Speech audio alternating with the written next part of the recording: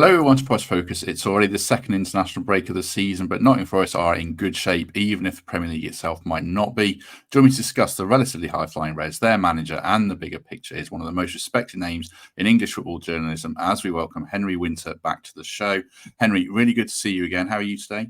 I'm very good, man. Thanks for inviting me on. No, pleasure to have you. Pleasure to have you with us. I reached out to you because I saw you were at Stamford Bridge covering our game at the weekend. So just wanted to get your thoughts on starting with that game, but also the season in general for Forest. I think we've surprised a few pundits. What have you made of us at Stamford Bridge and just in the wider picture so far? Well, the result of the season has been Liverpool 0, Nottingham Forest 1. I mean, you were probably there. It was remarkable. Your fans were brilliant. The team were intelligent. Your fullbacks, your centre halves.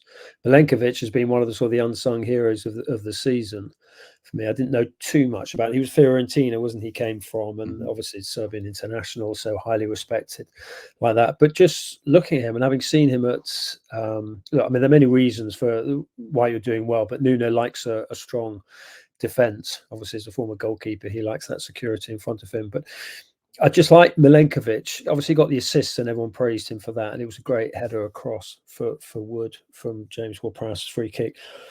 But for a centre half, he doesn't give many fouls away. I think he's had 3 fouls in 6 Premier League games this season, which is remarkable for a centre half, and no yellow cards as well. I mean, it's that is pretty impressive. So look, good fullbacks, good defence.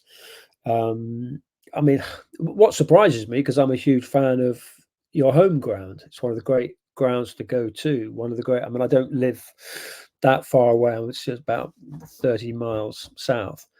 And I love going to there. I love parking at Trent Bridge. I love the whole feel of, I mean, this is kind of an outsider talking, but I love the whole feel that you're in a sporting capital in that particular postcode. I mean, I did the Nottingham, it's either 10K or half marathon. It takes me about the time to do a 10K. It takes me about half marathon time, and that finishes in that lovely park over the Trent on the left.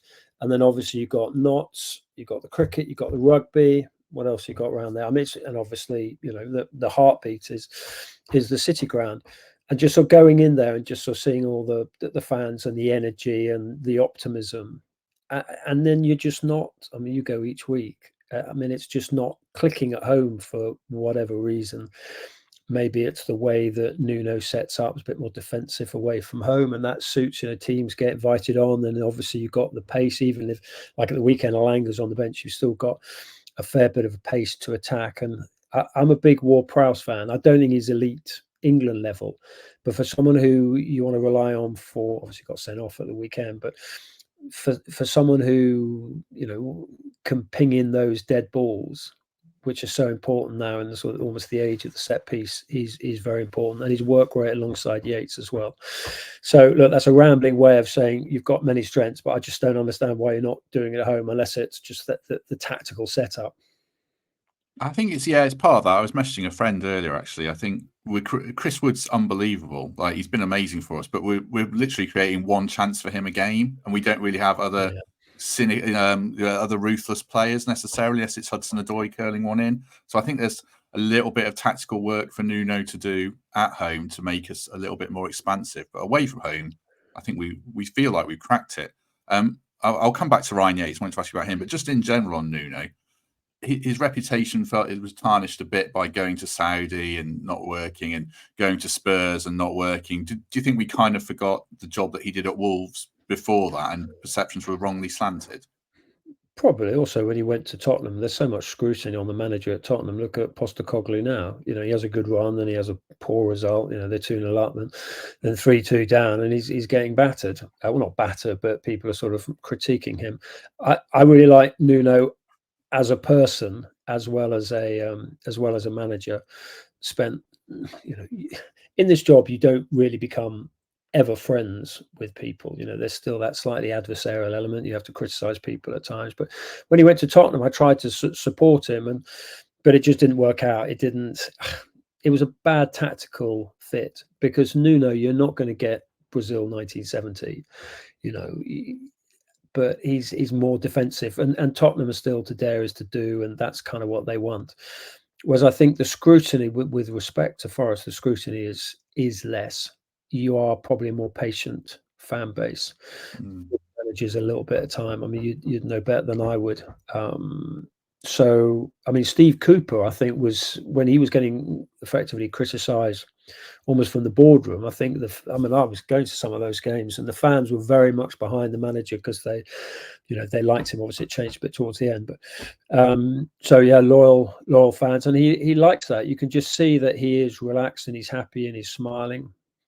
He's very much he's quite a sort of tactile, very human individual. Just talking to people around the club, I say, I'm not protective about him because he's a grown man. He can look after himself, but I just like to see him do well. And it's interesting talking to people at the club, and they say they really like him on a human level, as well as obviously on a footballing level. They can see.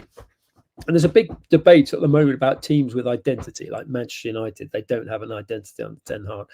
I can see your identity within 5 minutes of the game at Stamford Bridge at the weekend. You can just see it. You know who's sort of connecting with whom, and the balance of the team, and how things work with Gibbs White. And I know Gibbs White went off injured, but he seems to me to be exactly what Nuno wants in terms of he's got that element of creativity, but his work ethic is fantastic. And it was a very interesting comparison or contrast with him and Cole Palmer. I mean, Cole Palmer has just been named rightly or voted by the England fans as their player of the year. And he's a fabulous player, and I'm sure he'll play against who've England got tomorrow, Greece at Wembley, and he'll probably play as a number 10 there. And England have got sort of rivals in that role. But I mean, I set out until Gibbs White got injured just to do a comparison of them, and I thought Gibbs White, his work ethic, his use of the ball, his running, his fearlessness, I thought was almost on a par with. Well, it was on a par with Palmer, who was slightly below par because he's an outstanding player. So that's the best compliment I can pay Gibbs White is that. Well, they obviously played in the under-21s when they won the Euros last year in Batumi. So, yeah, I mean, you've got a player like that, and it's all set up. There's a stage set for him. And then talking to some of the Forest people about, why wasn't Elanga starting? I quite like Elanga, but I don't think there was. I mean, you were there. I don't think there was any sort of dispute with the lineup when the team sheet came out. I think people can see what Nuno's trying to do. Yeah, he's bought credit in the bank. The Fulham game was the only one this season where people have thought, why are we playing two up front out of nowhere? But then you look at the away games at Anfield and the setup there, and the contrasting setup at Brighton where we did play with wingers and we went for it. And there's a clear plan for each game, certainly, which we like, and any fan would. And pride was a word that was used a lot on we just said that a lot on here, in terms of the performance. I think it sort of feels like it was typified by Yates in a sense. If you search Ryan Yates' name on Twitter after any away game or any game, opposition fans absolutely hate the guy. He's sort of the most hated player in the Premier League, but he's like a bit of a smiling assassin. Like he'll do someone and he'll come up smiling and that kind of thing. And he's been up against McAllister and Fernandes this season now, and I think he's come out on top in both battles. So what's your take on him as a player, as a footballer, in terms of his quality and what he brings to a team? I think he's possibly slightly better technically than perceived. I mean, anyone who's got to the top of his profession who's playing in the Premier League must have a certain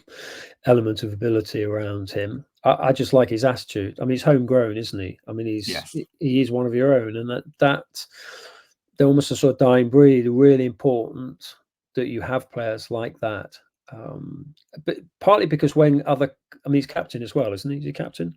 Yeah, he is this season now. Yeah. Okay, so when players come in and you've had quite a turnover of players, someone like Ryan Yates is so important off the field as well as on, just in terms of reminding players little things like, when you come out of the tunnel or you go back in the tunnel, make sure you're, pour the Trent end or whatever, just little sort of almost etiquette, to use that word, elements like that, and how important these games are. And if you're coming from a foreign league, that every second of every game against every opponent, even if they're below you in the table, absolutely counts in the Premier League. It's why it's the most competitive league in the world. So, you can't pause, you can't coast for a single second. And so he embodies that as a player. I thought I didn't see the McAllister duel apart from on the television, but the Enzo Fernandez one, I just thought that he set the tone in the first 10 seconds when he knocked Enzo over. And I think anyone who knows Enzo Fernandez knows that he hasn't got the longest fuse, and you can wind him up and you can distract him. He's a very good player, and was a world champion. I mean, his movement is very intelligent, and Yates had to be careful about that. I thought there were a couple of times when Yates was being drawn towards the ball, but also he was looking over his shoulder occasionally just to check where Enzo Fernandez was, who was playing slightly left of Chelsea's centre and making those runs down those channels. So I just thought all that about him, just his, I mean, he was better than Enzo Fernandez, who was a £100 million player. So you can't say much better than that. So look, you see him more than I do, but I just think every team needs a player like that. I think so, definitely. There's a few. I was reading a couple of tweets today about people saying, "Oh, could he get in the England squad?" And I think that's probably a step too far, because the way England play and they look to dominate the ball, and I don't know if that suits his style of play, but. Yeah, I mean, we love him, certainly. What do you make of Murillo when you see him in person? I don't know how much you've seen of him in person. We saw the good and the not so good, but generally he's very exciting. I think he's terrific. I mean, are you going to hold on to him? I mean, that is going to be your issue. I mean, yeah, I think he's been outstanding. The player who really caught my eye, obviously, Yates was good. I was disappointed when Gibbs White went off. But the player, and obviously Milenkovic, I thought was outstanding. But Matt Sells, because I remember him at Newcastle, I'm thinking, wasn't very good there, And he's 32 years old. Are you going to be looking at other players? Probably the best thing that's happened to Matt Sells recently. It's a horrible thing to say, but Alisson's injury means Kelleher will stay at Liverpool. And Kelleher is an outstanding player. I mean, with respect to Sells, Kelleher is an upgrade on him. But Sells just looks like, I know he's got a slight adductor, and I think he's pulled out of the Belgian squad. But if he did that in the warm-up and was still able to play, then maybe it's something the club can manage, or it will have eased by the time. You've got Palace next, is it? Correct, so by then, I just thought just some of the saves, people say, well, some of them were at him. But that double save from Palmer, and if you watch, I watch England goalkeepers a lot, and so the only ones I can judge from. But I mean, Henderson, what they do is they spend so much of their training sessions doing double saves. So they get the half volley pinged in against them, and they fall back, or they push it away, and then they bounce back up, and it's just that second.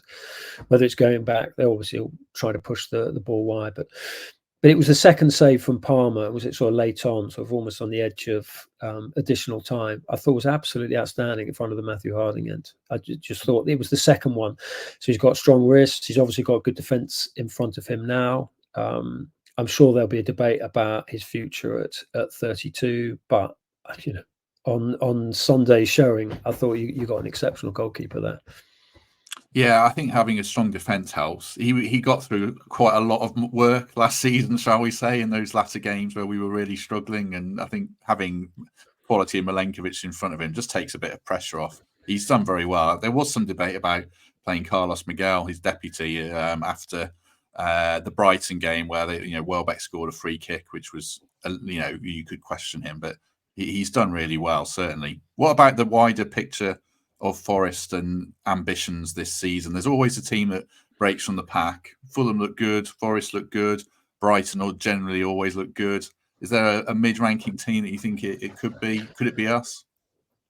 Yeah, I mean, you've got to. I mean, I like the way you're calling yourself a mid-ranking team. When I talk to Forest fans, and I mean, I remember what I said. I'm about 30 miles away from the ground, cross country, but there's a passionate Nottingham Forest fan in the village, whose number plate is a version of Forest, and he has just this huge, great Nottingham Forest flag. We're actually Leicester City area, and he's got a huge Nottingham Forest flag at the end of his drive, which is it's all blue around there, and then you got this big red. Well, I talked to him at the start of the season, and he was naturally, he's a very successful, self-made man, naturally optimistic, and I think he was pretty optimistic actually. So, yeah, I mean, you just look at the ground. I just thought the one thing that's confused me is your home form, but maybe that's, as we say, because of the tactical element. So, But Forest fans on the whole think, well, look, if we stay up, there's still that, you know, it's taking us so long to get back here. You know, let's just, you know, fight for what, 17th. But what, you're 14th at the moment, is it? 10th. You're 10th. Well, there you Yeah, go. So you sent me a note earlier just saying you'd be happy with 14th or the I 14th would. Yeah, that was my position at the start of the anonymity. season. Yeah. Yeah, I mean, obviously, it comes down to size of squad. If you look at the Premier League, it tends to be done on wages. Um, so, I mean, your players are reasonably well paid, but I imagine they're in the top, sorry, in the bottom, sort of 6 or 7. So, yeah, you're punching above that. Nuno's doing well. Hold on to all your players in the January window, which I'm sure Marinakis will, because you can just see, you know, it would be a bit odd to let some go. I think it was quite interesting. I mean, I know Tom Cartledge, and I just thought that the change that Marinakis made, for whatever reason, whether it was because of Tom was more focused on part of the ground rebuild, given his background, but Nick Randall, who's, you know, who knows figures, who knows finance, who knows PSR, I think the fact that he's come back in is almost, I'm surmising here, but it's almost like that he knows the club's on a good financial footing. That might just be pure speculation on my part, but I think that, you know, if that balance is right, then, and you don't have to sell anyone for PSR, then great. Just a quick word for our sponsors, the Trent Navigation. And yes, I am recording this after speaking to Henry Winter, partly because he had limited time, which made the most of it, and throw a few extra questions his way. But secondly, because I didn't want him thinking, who is this absolute joker asking me what my favourite pizza is? So, as you know, it is coming on the horizon, Leicester City versus Forest, Friday the 25th of October. You can get happy hour drinks all night, 30% off. I'll put that back on screen. And chippy tea, 9 p.m. All dishes are £8.50. Barbecue, Pete's Court Kitchen. It is the place to watch Leicester City versus Nottingham Forest. Thanks for, as ever, to the Trent Navigation for their support.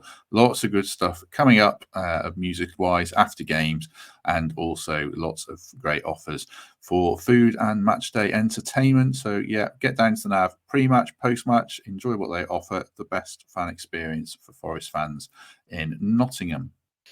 Yeah, I don't think we will in January, certainly. And yeah, it's Tom going kind of removes any questions of conflicts of interest as well, because Right. Okay. he owns Benoit, who are, you know, developing the ground effectively. So it's probably a good move, a sensible one. And our next upcoming games are Palace at home, Leicester away, West Ham at home, Newcastle at home. So three home games, I guess, which will be fairly decisive. I mean, are there any teams? This is a quick wider Premier League question. Any teams that you've seen that you're worried about, like Palace, Wolves, that could struggle? Wolves. I mean, you know, if you don't replace quality with quality, you're going to struggle. Gary O'Neill, I mean, the fans are turning. There's a debate over back 4, back 5, who's playing well for him. And when the fans are singing that they want the owners out, then you've got, that can be TikTok time for the manager. I really like Gary O'Neill. I want to see him do well, but you know, it's a little bit nervy for him. But you know, everything's so quite calm and quiet in the boardroom, in the dressing room, in the dugout at your club at the moment. It must be sort of rather strange having to get people like me on to sort of fill, because there isn't sort of chaos to sort of cover from your regular contributors. But I mean, look, if you want carnage, look at Manchester United. I mean, you know, they're all sorts of issues going on. So yeah, if you're looking at the Premier League and you're looking for where the fires are burning, it's certainly not Nottingham Forest. Wow, it's very pleasant to hear that. It's not. Is that true? Is that true? I mean, your finger's far more on the pulse than I am, but I imagine your life is full of more positives and happy messages than sad ones. Oh yeah, I mean, I was the only missteps I can think of that the ownerships made was, you know, Ticket mooting prices. pretty heavily, moving away from the city ground, but that seems to Right. have been quashed. But And so wasn't that part of their battle with the council? yeah, that was part of it. But you know, I think that they dangled the carrot of public opinion. I think Yeah. maybe a bit too strongly, I would say. And Yeah. they've listened. I think they've listened to feedback of fans who want to stay Yeah. and develop the ground. And the other one, this is a wider thing of the Premier League. ticket prices and are you pricing out fans? And you could ask that of any owner. And just one of my gripes is pricing out a younger generation. So next season's ticket prices are something to monitor. But generally, it feels very stable. And we've done really good business in the transfer market. Do you think there's a changing perception of the business we do now with what we've done more recently? You look at your fullbacks, is one on loan and one very reasonably priced?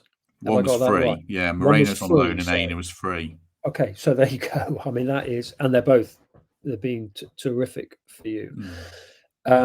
Ticket prices, God, don't get me going on ticket prices. I've been writing about it for as long as I've been doing this, because my argument with clubs, and I talk to clubs regularly on this, is that basically fans actually, and we live in a world of lawyers, the fans, if they went collectively, a bit more like the sort of German fans model, rather than being sort of 20 effective, tribes who hate each other, if you went collectively, you could stand up to the Premier League and say one of the reasons why you get billions of pounds a year is because of the atmosphere. Obviously, it's because of the stars, it's because of Gibbs White, it's because of managers, it's because of the the drama that they create and the jeopardy that there is in the Premier League. But also, and I talk to my foreign journalist colleagues, they say, "Oh, I can't wait to go to the City Ground. The atmosphere there is absolutely buzzing. It's so much better than Lyon or wherever." No disrespect to Lyon. So if the fans are, you are part of the show or the product, to use that horrendous word which some chief executives use, and the actual extra amount that a club would get from hiking ticket prices in a time of a cost of living crisis, in a time when the clubs all came out post-COVID and said, "My God, the games behind closed doors were utterly miserable without fans. We will always appreciate them." Well, they're not now. They gave it a couple of years, and now, I mean, I think Crystal Palace have been okay, but I think a lot of the others are having a stab at it. And they should be above that, because in the grand scheme of things, getting an extra 2-3 million quid a year by taking money off loyal fans who've been there through thick and thin. Your fans obviously were, out of the elite league for a long time. It just doesn't add up emotionally and also financially, because you're getting so much from the Premier League. Maybe sort of reduce agents' fees by 5% and then plough the money back into lowering ticket prices. Every away ticket should be 20 rather than 30, because that generates the atmosphere. And particularly, and you mentioned the sort of the younger age group, 18 to 24 is absolutely key. And some clubs are sensitive to the 18 to 24 because they know that's their is the future, their future generation of fans, but also it's where the noise comes from. And it's also a group who, because they're leaving school, maybe leaving home, trying to get on the property ladder, trying to get jobs, whatever, maybe unemployed, that is a little bit cash strapped. Look, everyone's cash strapped, but 18 to 24, I mean, I can remember it was a bit miserable until careers take off or whatever. So yeah, anyway, that's my rant about ticket prices. I think for what the clubs get, and I know they can play the PSR card and they can play, if you want the top striker, but it's not as if they're getting sort of tens of millions of quid extra, which is going to parachute in another elite player. That is provided by TV money, and the TV money, one of the reasons it's so big is because of the brilliant atmosphere which you guys generate.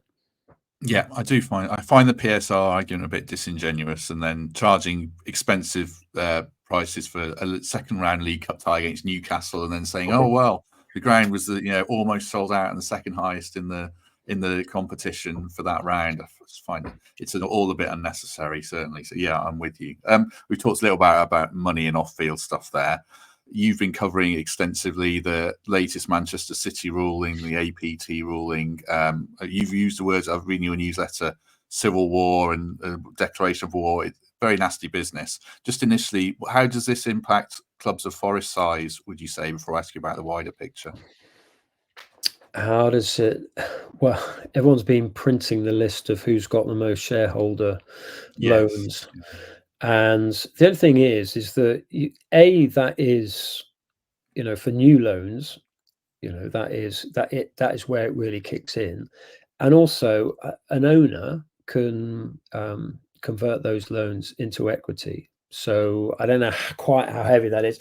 I do sympathise with Manchester City. I think they're quite right. Their loans should be under fair market value. You shouldn't have sort of zero interest or interest-free loans. I think that is, that is wrong in APTs.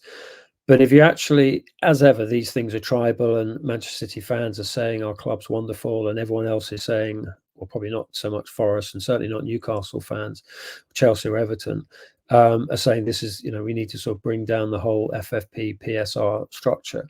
But you do need some financial rules. You do need some financial balance. You do, otherwise, if you're just going to have money and money and money thrown at it, are you going to get another Leicester? Are you, the dream factory has to be balanced. And Manchester City, even with their wealth, which has been, it's been where it's been applied, they've still won 4 of the last titles. So it's not as if they've been necessarily held back by the cartel, as their fans call them.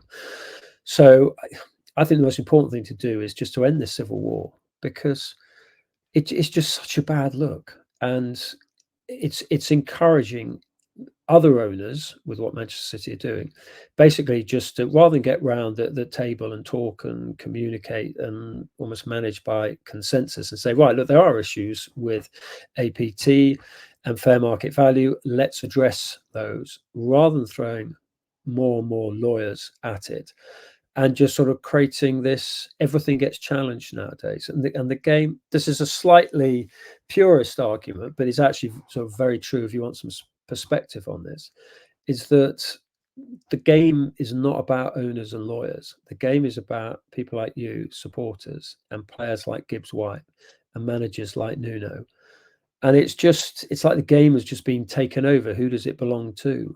And it belongs to fans. But without the old Jock Stein thing, without fans, the game is nothing. He didn't say without lawyers the game is nothing. So yeah, I mean, that's a sort of another sort of rant of mine. It's just really sad. I mean, having covered the Premier League when they started out in '92, and there was that element of collectivity, even though they were all sort of huge rivals like Tottenham and Arsenal. They were part of the big five that set it up.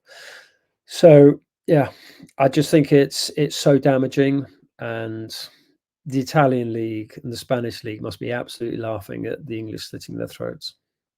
Yeah, I did see the league table of where we rank on share ownership loans, and we're quite low down at Everton. Okay.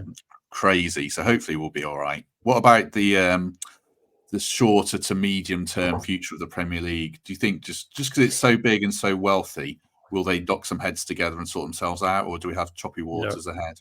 Just choppy waters. We're going through it, and it'll probably get choppier, because also what sort of City's APT sort of score draw, it wasn't a victory, whatever anyone's saying, and it wasn't a victory for the Premier League.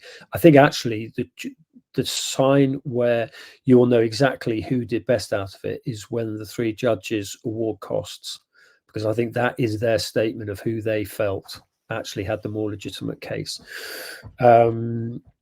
So yeah, sorry, I can't remember your question. It's a good question. Choppy waters ahead. Yeah, choppy. Oh God, choppy waters. Absolutely. I mean, it's moving to tsunami, because what City showed and what Leicester showed is that you can take on the Premier League with brilliant lawyers. I mean, Manchester City are trying to do that with 115 charges at the moment, and there must be some individuals sitting around, of member clubs sitting around the Premier League table, who go, "Wow, this litigation is an absolute nightmare. Why don't we just pull the plug on the 115 charges?"